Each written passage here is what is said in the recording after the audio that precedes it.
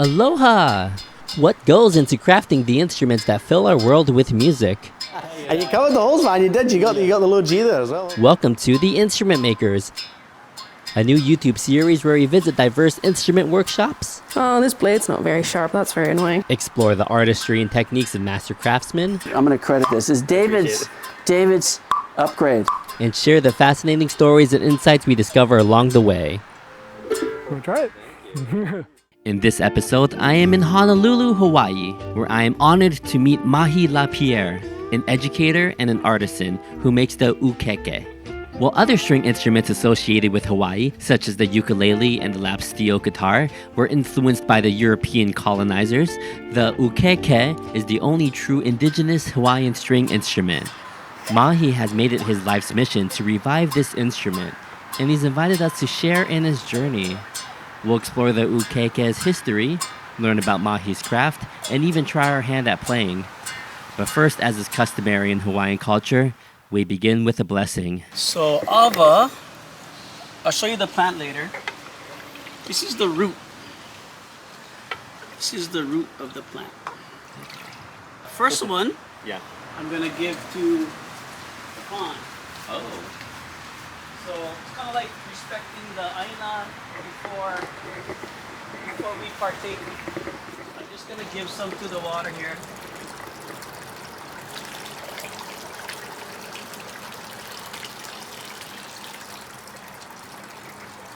Okay. Kind of thanking our ancestors. So sometimes we do this. So we take two fingers. Yes. And you're giving to the earth, sprinkling.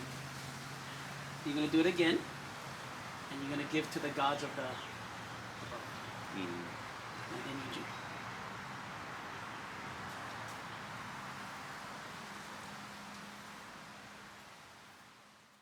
Aloha, Mahi.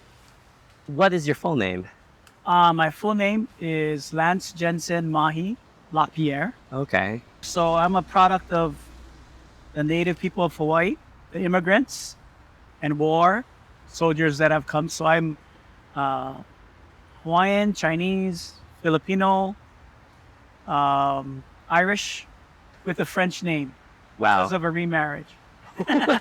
So hey, I'm an educator. I presently work in the community college system here on Island, but I also do things in the community. We were just talking about the Festival of the Pacific, and we had a display table, and people could come and make. One of the things I like to make is ʻUkēkē behind me. ʻUkēkē is the Hawaiian indigenous string instrument, and I make a lot of things, trying to learn about and share Hawaiian culture through material culture. So if we're going to talk about surfboards, let's make a surfboard. If we're going to talk about instruments, let's make a drum or a ʻUkēkē. If we're going to talk about food, let's make the food. So I like using all of our senses so people can, including myself, learn about it, touch it, feel it, taste it, smell it. Growing up, I pretty much, we weren't taught a lot about Hawaiian culture. What I share with people is, back in the day, even the Hawaiian language was outlawed. ʻUkēkē, you couldn't play it. You couldn't do all these things because either they were trying to disconnect you from your language or disconnect you from your gods, disconnect you from your culture. So my grandmother was actually beaten for speaking Hawaiian language in school. And there's stories, a lot of Hawaiian families have that same story. My mother is Filipino Chinese, grew up here locally. Rest in peace, Mom. Actually, today's her birthday. Oh, happy July birthday. 3rd. She would have been 90. Wow. But she asked me one time as I was in the garage burning kukui nuts and making things, and they're like, what are you doing? And why are you doing these Hawaiian things? And I said, well, I'm in Hawaii. Maybe if I was in the Philippines, I'll be doing more Filipino things, or if I was in Ireland, I'll be doing more Irish things. But I believe it started in the mid-90s, where I was teaching about kalo or taro. And we're teaching about how how to grow it, how to process it with boards and stones and that you would mash with, but we only had pictures. So I decided to make the things that were used traditionally, and I found these books. My boss at the time asked me, do I know how to make them? I said, no. So that has pretty much become my life for the last 30 years, is meeting people, doing research, and it's pretty much guided a lot of my life. So I brought this dagger. Oh. For me, this piece of wood is the beginning of that story. Wow. So in about 1997, I was with a, you wanna check it out? Yeah, sure. I was with Gorgeous. a Hawaiian fighting art group, and like through hula, people take hula, they learn about the culture as it connects to hula. For our group, we're learning about the culture as it connects to weapons and fighting and healing even. I was honored to be able to choose a piece of wood with other students. And they said, they had this collection of wood, and they said, go and pick a piece.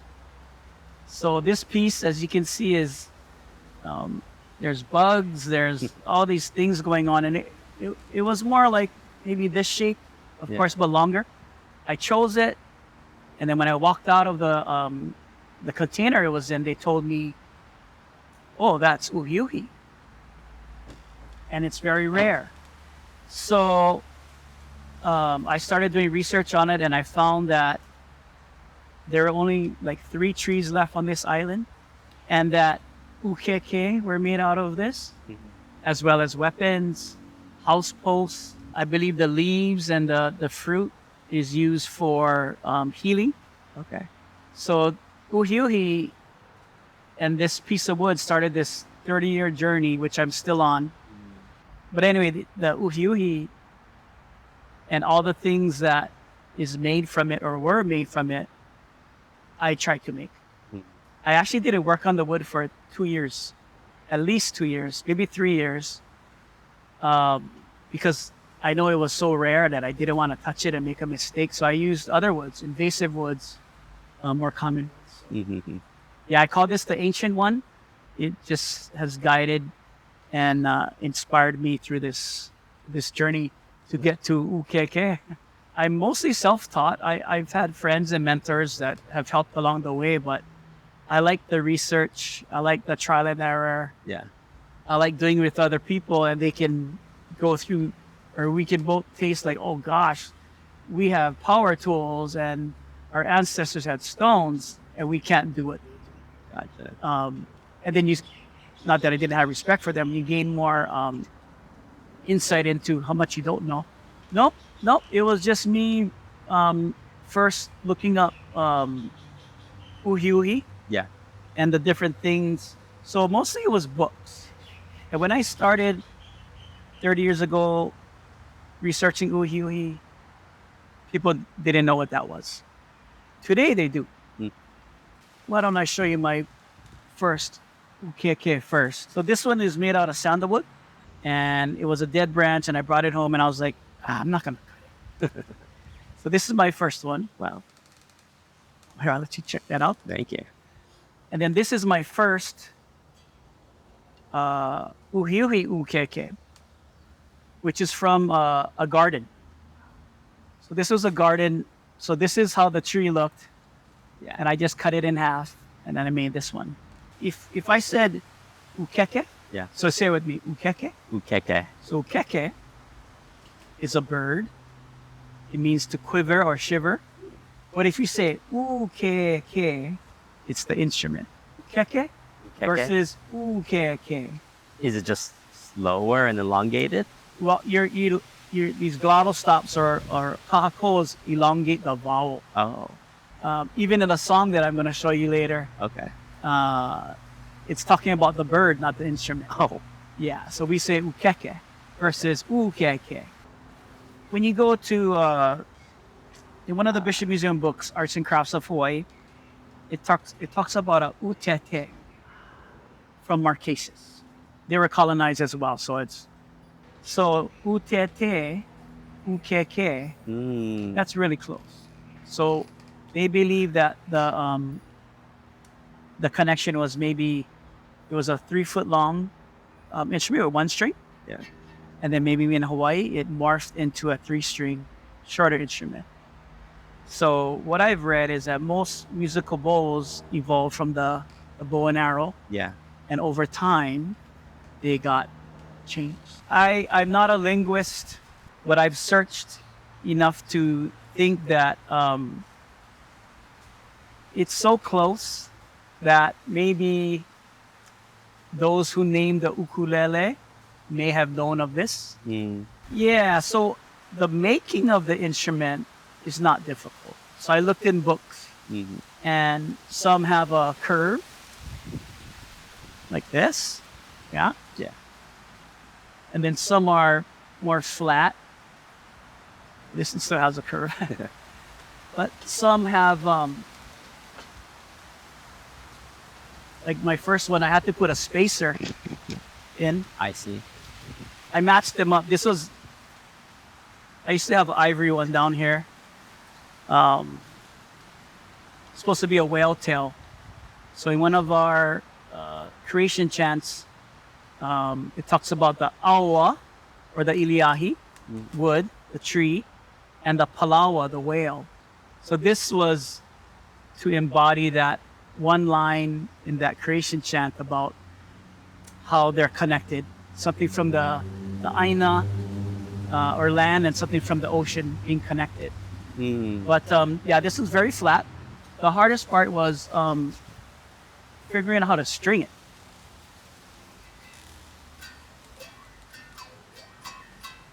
So I believe that the tone, because our ancestors used coconut fiber, olona. I'm not sure if they would get a high tone like this, but because they could pretty much do anything. But this one is like a zigzag pattern, so you tie it 1 knot and you go up. So this is just one long string. 1 long string. When you see pictures of our kupuna, they would have a lot of, I think they would put like a half hitch or something, but you would have a lot still hanging so you could undo it and redo it.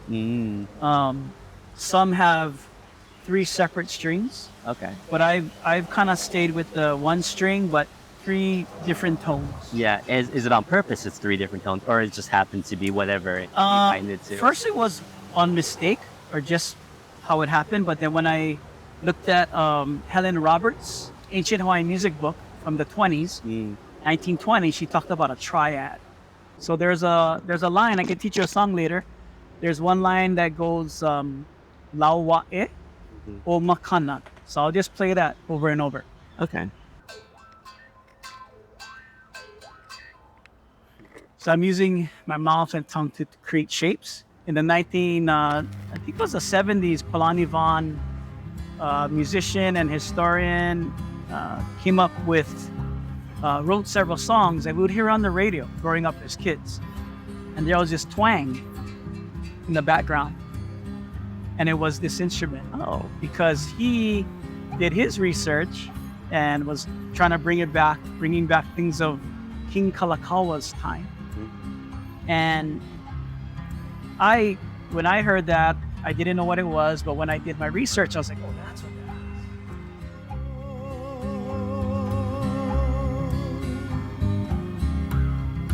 is. The king never heard her song.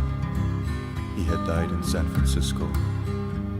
This was her love song for her chief, who went and never returned. So I made my first instrument around 2002, 2000. I didn't know any song. There was no one to teach me anything, how to make it, how to play it. And then 2008, one of my teachers from Lua, Noilani Mahoy, I just asked her out of the blue. You know, she is a singer, plays Hawaiian instruments and so forth. But I asked her out of the blue, hey, do you know anybody who knows about the ʻUkēkē? And instantly she said yes, which blew me away. And that led me to meeting James Kaupena Wong Jr. And he taught me a song that has words. Oh. So it's not just making sounds and shapes of your mouth. You can actually say words. Mm-hmm. So like aloha.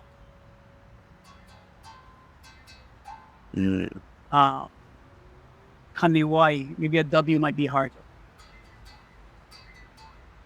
So there are actual words that go along with these songs. And there's a book of, I think about 9 songs she recorded back in the turn of the century. Okay. Yeah. But he pretty much said, Mahi, go. Go and share the song and keep making these instruments. So you're going to hold this on the left side, strings away. Your left hand's going to go here. For now, let's just put it on your chin. So we can do like 1, 2, 1, 2, 3, 1, 2. Yeah, repeat after me. Laua'e Laua'e o makana o makana ʻUkēkē la. ʻUkēkē la. So laua'e is a fern. Makana is a place where this fern grows. And ʻUkēkē la, again, as we talked, could be the bird or it could be your loved one quivering. O makana O makana ʻUkēkē la. ʻUkēkē la. Good. Laua'e o makana ʻUkēkē la. More time.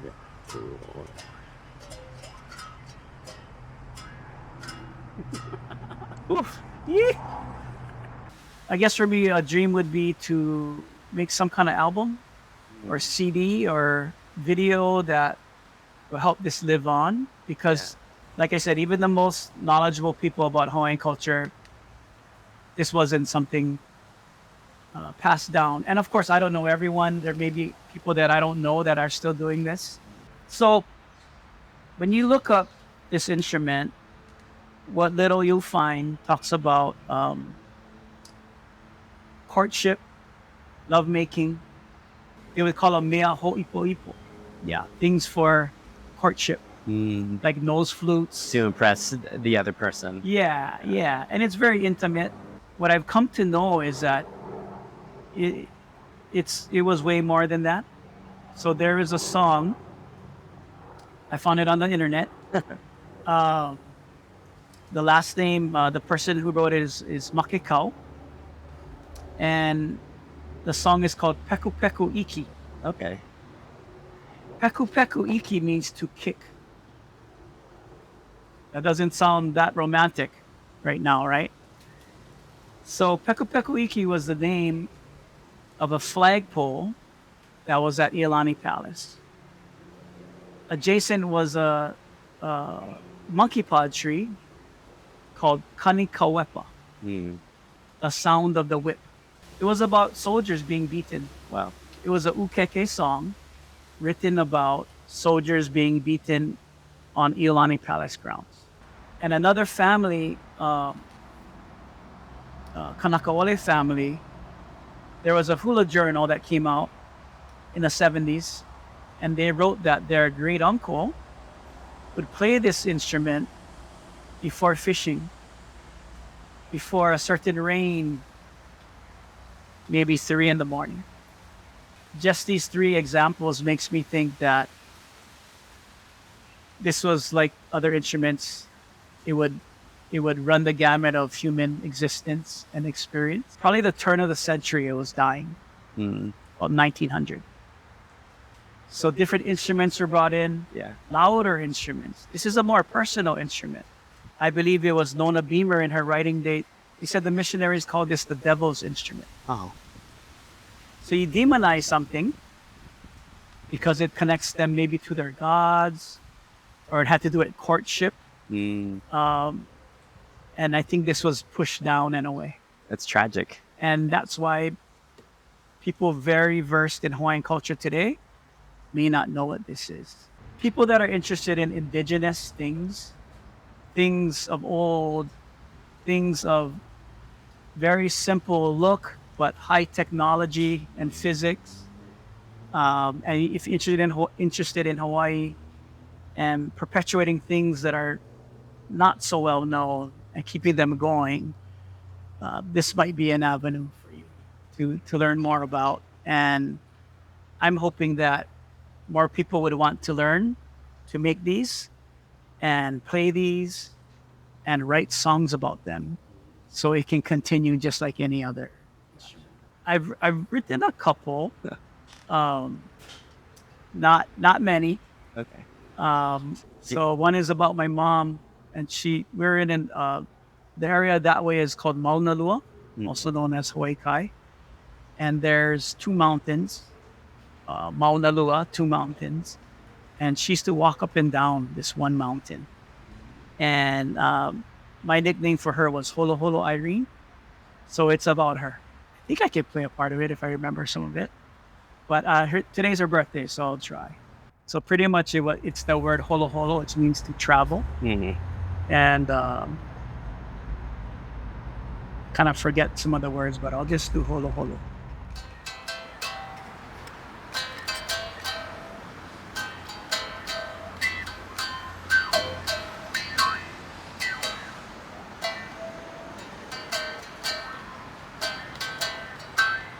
So holo holo uka, holo holo kai. Holo holo up a mountain, holo holo down to the ocean. So to make a ʻUkēkē, sometimes I have like a raw branch like this. This is ule.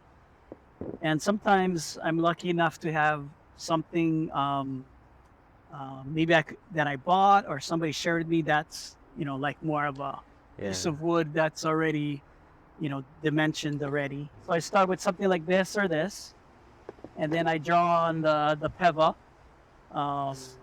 and it kind of tapers on the bottom and the top. So this is like the progression of it. Yeah? I see this taper you're talking about. Yeah. Yeah.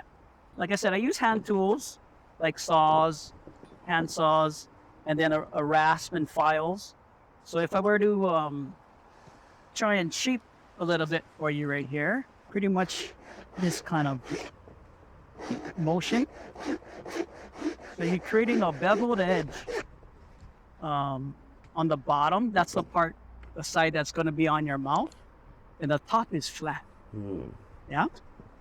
In the 1800s, there was a book that came out about musical bowls. Anyway, he talked about the bottom of the Hawaiian ʻUkēkē as having this projection like this, and that he found that was very unique. So I make most of mine with that design in mind. The vibration, because it's thinner, creates more action with the strings. So he said that was something very unique with Hawaiian musical bowls, the ʻUkēkē. So that's what I don't always do it, but I would say 90% of the time I do it that way. So that's why this one, if I were to create that area, I would just take this guy and kind of just create that right there. And again, making the ʻUkēkē is fairly simple. It's more in the stringing and the playing. I like creating these notches where the strings can fit nicer on the top there. So I see. I bring in this notch here and here. And then this, you can get kind of ornate. This is, it's a simple instrument. So this one, I have a taro leaf on it. Yeah. This one was to mimic a fishtail of palani fish. This one was to show like what the key or part of the fruit is for the hala. This is hala wood. And my friends Iliahi and Kunane, they also have different shapes that they like, but the basic is this kind of projection that we see right here. Smell this one. Ooh, that's nice. That's sweet. Yeah. So that's naio. Oh. So it's pretty much making it so the strings will sit nicely, and then making sure that this backside is curved this way, like a boat, I guess I would say. This one's nice, just so happen has a fragrance to it. Yeah. And then the backside where your mouth is gonna be. Again, I don't think construction is that hard. I wish I knew more about. And then just touching up in here. I assume you enjoy kind of the process of making one and Yeah, it's seeing it to life. it's really fun when you. Sometimes I make them just for me, or just to make them, or to teach others. But sometimes it's fun when it's a very rare case, but people ask for one. Yeah, this one smells nice. It smells like vanilla. It smells like an ice cream shop. So if I could show you real quick Yeah, please. how to string it up. So I make a knot. That's the beginning knot. Goes in here. Then I kind of just place the spacer there. And I pull. I hope I can get away one spacer. It's not bad. Then I come down. And I go into, like, I call them a tooth. Out the other tooth. And let's see what we get here. 3 tones. Oh, that's nice. And then just to make it look nice, I kind of make the triangles at the top here even. If you could help me out, Yeah, sure. cut this right about here. Right over about there. Yeah. And I just tie it. So if it's too high, sometimes I kind of pull on it. You can also move this.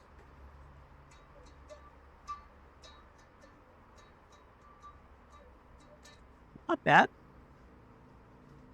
And then just for some little preservation, I'm gonna get some oil real fast. I like it because it's pretty easy, user friendly. It looks infinitely nicer, but And- also preserves the wood. What I also like is that it will wear out. So what I tell people is, don't just leave your ʻUkēkē on a shelf. Go and say hi every now and then and touch it and use it. I would say that you probably don't have a ʻUkēkē in your collection. You are absolutely correct. So this is naio, sometimes called false sandalwood. Yeah. This is koa, with its own symbolism of being a warrior or strength. So may this travel with you Oh, to give you strength, and hopefully you smell good. Yeah. To keep up this work. this is I'm speechless. I don't know what to So say. I'm gonna touch it to my forehead, and I'm gonna reach out to you, and you touch it to your forehead, and it is yours, my friend. Okay. I'm I have only one absolutely thing honored. to ask. I don't know if Yes. you've done this before with your other instruments or things that you have. If there is a day where you feel connected to it, give it a name. Doesn't have to be Hawaiian, but that way it becomes an entity. Yeah, it's not just this thing on the side. It becomes, part of David's family. Yeah. So I'm gonna touch it to my forehead, and you take it and touch it to your forehead. Wonderful. I'm absolutely honored, and I'm speechless. Thank you very much. As our day with Mahi comes to a close, I am struck by the profound experience. The ʻAwa drinks relaxed their minds, the serene setting touched our souls, and Mahi's passion was the most inspiring. His work isn't just about making instruments, it's about preserving culture, tradition, and music.